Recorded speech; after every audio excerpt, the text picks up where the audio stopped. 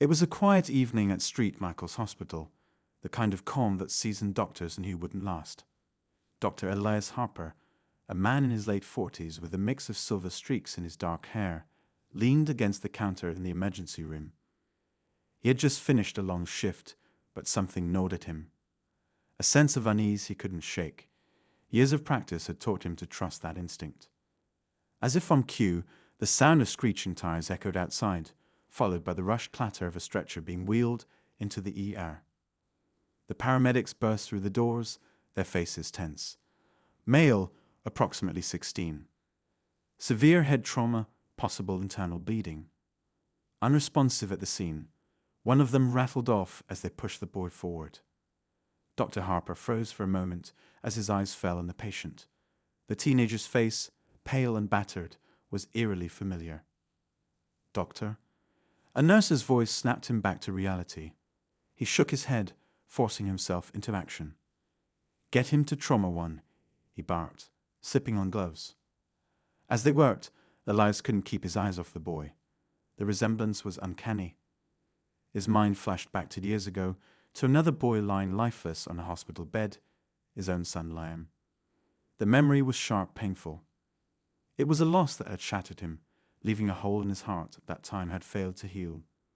But this boy, this stranger, looked exactly like Liam.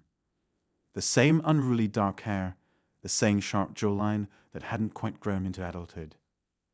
It was impossible, but the similarities sent a shiver down his spine. "BP is dropping." One of the nurses called out, breaking Elias from his thoughts. He focused on the task at hand, his hands steady despite the chaos. As he worked to stabilize the boy, questions swirled in his mind. Who was this kid? And why did he look so much like his son? Hours passed, and finally the boy's condition was stable. Elias stood by his bedside, exhaustion heavy in his bones. The room was quiet now, the hum of machines the only sound. He studied the boy's face, searching for answers that wouldn't come. Then, as he turned to leave, something caught his eye, a faint glint around the boy's neck. He leaned closer and saw a small, weathered necklace peeking out from beneath the hospital gown. It was simple, a black cord with a silver pendant shaped like a feather. But Elias knew it instantly. His breath hitched, and his heart pounded in his chest. That necklace had belonged to Liam. It was one of a kind, a gift Elias had given his son on his 12th birthday. His mind raced as he gently lifted the pendant, staring at it as if it might vanish. How could this boy have Liam's necklace? Was it a coincidence? A cruel twist of fate? Or was there something more, something he couldn't explain? Before he could think further, the boy's eyelids fluttered. He stirred, his lips parting as if trying to speak. Elias leaned in, his pulse racing. "Can you hear me?" he asked, his voice calm but insistent. The boy's eyes opened, glassy and unfocused, but there was something in them, something familiar. Then, in a voice barely above a whisper, he murmured, "Dad." Elias's heart stopped. He froze, unable to comprehend what he'd just heard. The room felt like it was spinning, the weight of the moment pressing down on him. Was this real? Could it be possible? Before he could ask anything, the boy's eyes rolled back, and he slipped into unconsciousness. Elias stood there, his hands trembling, staring at the teenager who looked so much like his lost son. And now, there was no denying it. This boy wasn't just a patient. He was the key to something much bigger, something Elias wasn't prepared for. As the machines beat steadily in the background, Elias made a silent vow. He would uncover the truth, no matter where it led, even if it meant confronting the ghosts of his past. The hospital room felt unnaturally still, like the calm before a storm. Dr. Elias Harper stood motionless, staring at the boy who lay unconscious on the bed. His mind reeled with questions, but none of them had answers that made sense. How could this teenager have Liam's necklace? And why did he call Elias Dad? It wasn't just a mistake, or the ramblings of someone in pain. There had been something in his voice, something that hit Elias deep in his soul. He forced himself to take a step back, leaning against the wall for support. Memories of Liam flooded in, uninvited and overwhelming. The laughter echoing in their backyard as they tossed a baseball back and forth. The way Liam had been so proud of the feather necklace, calling it his good luck charm. The day everything changed, when a rainy evening and a distracted driver stole his son away forever. Elias shut his eyes and took a shaky breath, trying to ground himself. This wasn't Liam. It couldn't be. The resemblance was uncanny, yes, but it was impossible for his son to be here now. And yet, the necklace, the very same one he had clasped around Liam's neck years ago, hung from this boy's collarbone. That detail was impossible to dismiss. His thoughts were interrupted by the sound of footsteps behind him. Nurse Callahan entered the room with a clipboard in hand, her brow furrowed. "Dr. Harper," she said softly, "I was about to update you on his labs and imaging." Elias nodded, pushing his emotions aside. "What did you find?" "Severe head trauma, as we suspected. Multiple fractures, but nothing life-threatening at this point. His CT scan shows some swelling, but we've got it under control for now." She paused, her voice hesitant. "But there's something odd. His blood work came back with some anomalies. Elevated levels of certain proteins and markers I've never seen before. I've already sent them to the lab for a second opinion." Elias frowned. "Anomalies? Like what?" Callahan hesitated, lowering her voice. "I'm not entirely sure. It's almost like his system is fighting something, but not in a way I've ever seen. It's different." Different. The word stuck with Elias as he glanced back at the boy. There was something about him, something that felt off, but also painfully familiar. He needed to know more. "Thanks, Callahan. Let me know as soon as the lab gets back to you." She nodded and left, leaving Elias alone with the boy once more. He sat in the chair by the bedside, his hands clasped tightly together. "Who are you?" he murmured, his voice barely audible. He reached for the pendant again, running his thumb over the feather. The metal was warm against his skin, almost like it carried a pulse of its own. The boy's breathing was steady, but Elias couldn't shake the feeling that time was slipping through his fingers. If this necklace truly belonged to Liam, then this boy was connected to his son in a way Elias didn't yet understand. And that one word, Dad, kept echoing in his mind, louder and louder until it was all he could hear. The hours passed slowly. Elias stayed by the boy's side, reviewing his chart and examining the strange anomalies in his vitals. By the time the sun began to rise, exhaustion was starting to take its toll. He rubbed his eyes and considered heading home for a few hours of sleep. Something kept him rooted in place. It wasn't until a light knock sounded on the door that he looked up. A woman stood in the doorway, her face pale and drawn. She wore an oversized coat that looked too big for her frame, and her hands trembled as she clutched her purse. Elias immediately recognized the expression in her eyes, fear mixed with desperation. It was the look of someone who had just been through something life-changing. "Dr. Harper?" she asked hesitantly. "Yes. Can I help you?" he replied, rising from his chair. Her voice wavered. I'm Amelia, his aunt. The boy, his name is Ryan. The paramedics said he was brought here last night." Elias studied her closely. There was a fragility to her, like she was holding herself together with fraying threads. But there was also a flicker of something else, determination. She wasn't just here to check on Ryan. She was here for answers. "He's stable for now," Elias said carefully. "He's still unconscious, but his condition has improved since he arrived." Amelia let out a breath of relief and stepped closer to the bed, her eyes filling with tears as she looked at Ryan. "Thank you," she whispered. Then, after a moment, she turned back to Elias. "You saved him." "I did my job," Elias replied, though the words felt hollow. He hesitated before continuing. "Miss Amelia, can I ask, do you know where he got that necklace?" Her expression changed instantly, her shoulders tensing as if he touched a nerve. Her gaze flickered to the pendant around Ryan's neck, and she reached out, brushing it with her fingers. "It belonged to his father," she said quietly. "At least that's what Ryan always said." Elias's chest tightened. And where is his father now? Amelia looked down, her voice breaking. Gone. He died years ago. Ryan never talks about him, but he always kept that necklace close. Said it was the only thing he had left of him. The room felt like it was closing in around Elias. He wanted to ask more, to press her for details, but the pain in her eyes held him back. Instead, he focused on the boy, Ryan, and the puzzle that was slowly unraveling before him. Miss Amelia, Elias said softly, I need to be honest with you. That necklace, it's identical to one I gave my son years ago. It's not just similar, it's the same design, the same engraving. I don't know how Ryan could have it. Her eyes widened in shock, and she took a step back, shaking her head. That's not possible, she whispered. It's been in our family for years. Ryan's father had it before he was even born. Elias felt the ground shift beneath him. None of this made sense.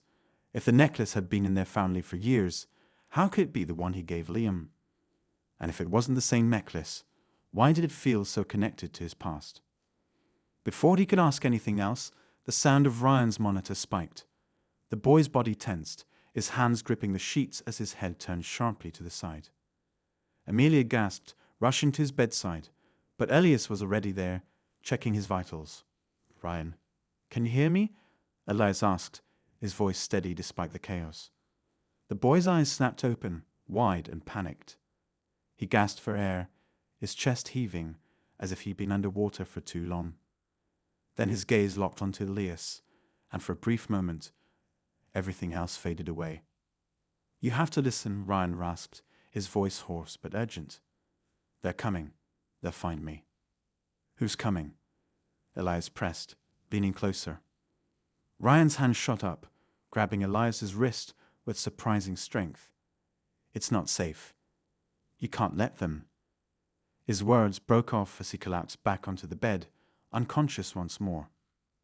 Amelia sobbed, clutching Ryan's hand as Elias stared at him, his mind racing. Whoever they weren't just a figment of the boy's imagination. Ryan's words had been filled with fear, and the look in his eyes had been too real to ignore. The mystery was deepening, and Elias knew he was in far deeper than he had ever intended. Whatever secrets this boy held, they were about to turn Elias's world upside down. The room was heavy with silence after Ryan's sudden outburst, his cryptic words lingering in the air like a storm cloud ready to break. Elias checked his pulse, still strong, though his body seemed to retreat back into its unconscious state, as if overwhelmed by the effort it took to speak. Amelia was trembling, her grip on Ryan's hand white-knuckled. She glanced up at Elias, her tear-streaked face a portrait of confusion and fear. What did he mean? She whispered. Who's coming? What's he talking about? Elias shook his head, unable to offer her an answer. I don't know, he admitted, his voice low. But whatever it is, he believes it's dangerous. He couldn't ignore the growing sense of unease pressing down on him. It wasn't just Ryan's words, it was everything about this situation. The boy's uncanny resemblance to Liam, the impossible connection to the necklace, and now this sudden warning. Elias felt like he was standing on the edge of a vast chasm, staring into the unknown. Amelia brushed Ryan's hair back from his forehead, her fingers trembling. He's just a kid, she murmured, more to herself than anyone else. He doesn't deserve this. Elias wanted to comfort her, to promise that everything would be fine, but he couldn't bring himself to say the words. He didn't know what they were dealing with yet, and until he did, any reassurance felt like a lie. The sound of a phone vibrating broke the tension. Amelia fumbled for her purse, pulling out her cell and glancing at the screen. Her face paled even further, and she quickly silenced the call. Everything okay? Elias asked, noticing her reaction. She hesitated, shoving the phone back into her bag. It's nothing, she said too quickly, her voice tight. Probably a wrong number. But Elias wasn't convinced. Her body language told a different story. Her shoulders were tense, her eyes darting nervously to the door, as if she expected someone to burst in at any moment. He made a mental note to press her on it later, but for now, his priority was Ryan. Hours passed with no change in Ryan's condition. Elias threw himself into his work, reviewing the boy's medical records and running additional tests in an attempt to find anything that could explain the strange anomalies in his blood work. But the more he searched, the more questions he uncovered. By late afternoon, the lab results from the secondary analysis arrived. Elias sat in his office, staring at the data on his computer screen. Elevated protein markers, unusual cellular activity, and an immune system response that didn't match any known patterns. It was as if Ryan's body was operating on a completely different level, adapting and reacting in ways Elias had never seen before. He leaned back in his chair, rubbing his temples. "What are you hiding, kid?" he muttered under his breath. The answer came sooner than he expected. The sound of alarms echoed through the hospital corridor, sharp and jarring. Elias bolted from his office, his heart racing as he made his way to Ryan's room. Staff members were rushing the same direction, their faces etched with urgency. When Elias burst through the door, he was met with chaos. Ryan's monitors were going haywire, the readings spiking and dipping erratically. Amelia stood by the bed, her expression panicked as she tried to wake him. But what caught Elias' attention was the faint glow emanating from the necklace around Ryan's neck. It wasn't his imagination.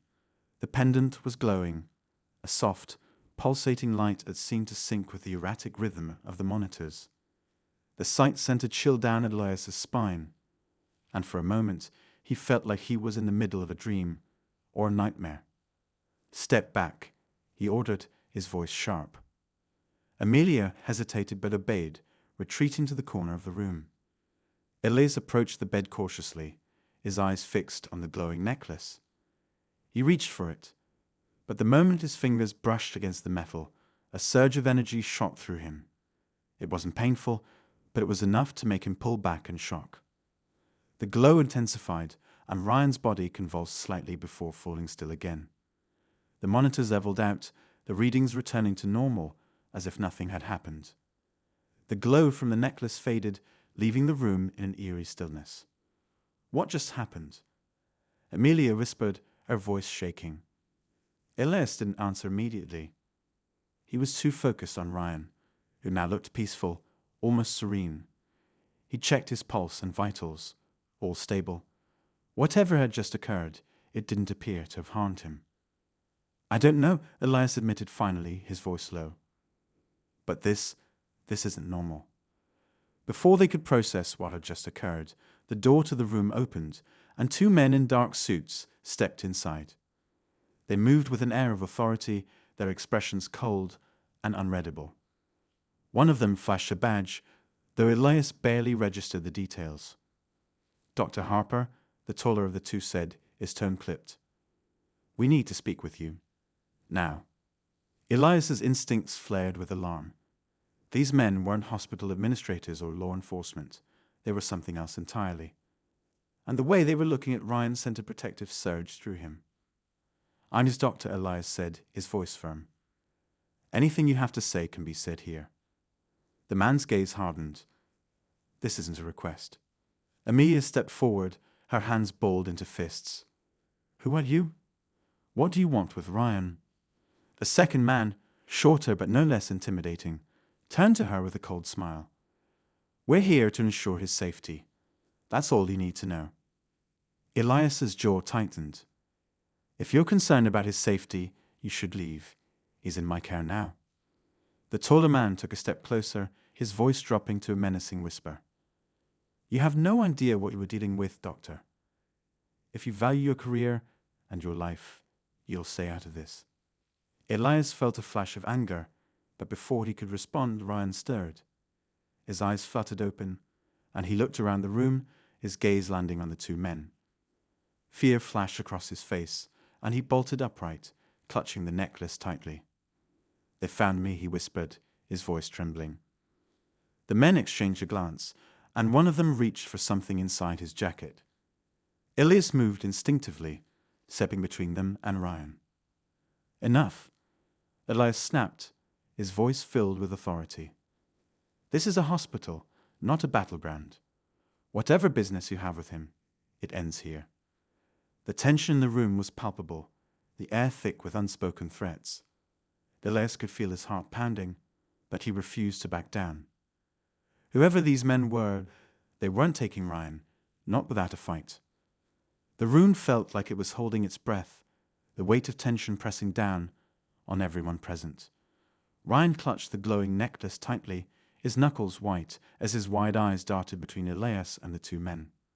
The taller of the strangers took a step closer, his movements calculated and deliberate, his hands still lingering near the object inside his jacket. "Ryan," the man said, his voice deceptively calm, "we're here to protect you. This doctor and the woman can't help you. Only we can." Elias stiffened, his mind racing as he tried to piece together what these men wanted. Protect him from what? Their demeanor was anything but protective. If anything, they looked like hunters closing in on their prey. He glanced at Ryan, who was visibly trembling, and realized that whatever danger the boy feared, it was tied to these men. Amelia finally found her voice, stepping up beside Elias. "If you're here to protect him, why does he look so terrified of you?" Her words were sharp, cutting through the tension like a blade. The shorter man smirked, his expression devoid of warmth. "You don't understand what's at stake here. The necklace, he doesn't know what he's carrying. It's not meant for him." Elias's heart sank at the mention of the necklace. That strange artifact, tied to Ryan's sudden appearance and bizarre symptoms, seemed to be the center of everything. But their words hinted at something more, something dangerous. "And what exactly is it meant for?" Elias challenged, his voice steady despite the pounding of his heart. "Why don't you start explaining instead of throwing around threats?" The taller man ignored him, turning his attention back to Ryan. "Hand it over, and we'll make sure no harm comes to you." Ryan shook his head violently, pulling the necklace closer to his chest. "No," he said, his voice cracking. "You can't take it. It's mine." Before anyone could respond, the lights in the room flickered, plunging them into brief moments of darkness. A low, vibrating hum filled the air, and the faint glow of the necklace intensified, casting strange, shifting shadows on the walls. Everyone froze, their gazes locked on the pendant, which now pulsed with an almost rhythmic energy. The taller man cursed under his breath, his calm demeanor slipping. "It's activating. We're out of time." Elias's instincts screamed at him to act, to protect Ryan from whatever was happening. He reached for the boy, intending to pull him away from the men. But Ryan suddenly cried out, his body tensing as the glow from the necklace engulfed him in a blinding light. "Ryan!" Elias shouted, but the light was so intense he had to shield his eyes. Amelia stumbled back, a scream of terror barely audible over the deafening hum that filled the room. And then, just as suddenly as it had begun, the light vanished. The room fell into a stunned silence, the only sound the faint beeping of the medical monitors. Elias blinked, his vision adjusting, and his breath caught in his throat. Ryan was still there, sitting upright in the hospital bed, but something was different. The boy's eyes glowed faintly, their color shifting between hues of gold and silver. The aura of energy around him was gone, but had left behind an undeniable change. He looked at Elias, his expression filled with fear and confusion, and whispered, "It's too late." The taller man recovered quickly, pulling a sleek device from his jacket and pointing it at Ryan. "Step aside," he ordered Elias, his tone now laced with urgency. "You don't understand what's happening. If we don't contain him, everyone in this hospital could be in danger." Elias's protective instincts flared. He moved in front of Ryan, arms outstretched. "You're not laying a hand on him," he said firmly. "Whatever this is, you're not handling it like he's some kind of threat. He's just a kid." The shorter man sneered. "That kid is carrying something far beyond your comprehension. If you interfere, you'll only make things worse." Amelia, who had been silent, suddenly stepped forward. "You keep talking about danger and stakes, but you're not telling us anything. If you want to help him, start with the truth. What is this necklace, and why are you so desperate to take it?" The men exchanged a glance, a silent conversation passing between them. Finally, the taller man spoke, his voice low and grave. That necklace isn't just a piece of jewelry. It's a key, a gateway to something ancient and powerful. Something that was never meant to be awakened. Elias felt a cold knot form in his stomach. Awakened, he repeated, his voice barely above a whisper. The shorter man nodded, his expression grim. The energy you saw was only the beginning. If it fully activates, it won't just affect this hospital. It could destabilize the entire region, maybe worse. Rand clutched the necklace tighter, tears streaming down his face. I didn't ask for this, he said, his voice breaking. I didn't want any of this. Elias placed a reassuring hand on the boy's shoulder, his heart aching for him. It's not your fault, Ryan, he said softly. We'll figure this out together. The room trembled slightly, a low rumble vibrating through the walls. The men stiffened, their gazes snapping to the necklace. We're out of time, the taller one said, his voice urgent. Doctor, step aside. If you don't, you'll be putting everyone here in danger. Elias didn't move. He couldn't shake the feeling that these men weren't telling the whole truth, and he wasn't about to let them take Ryan without a fight. You're going to have to go through me, he said firmly. The room grew still with tension thick enough to cut with a knife. Then the shorter man lunged, his hand reaching for the necklace. Ryan screamed, and the glow returned, brighter and more intense than before. The rumble in the walls grew louder, and the air seemed to vibrate with unseen energy. Elias grabbed Ryan, pulling him close as the room was consumed by the light once more. The last thing he saw before the brightness swallowed everything was the men shouting and reaching for their devices, their expressions a mix of determination and fear. And then there was nothing but white.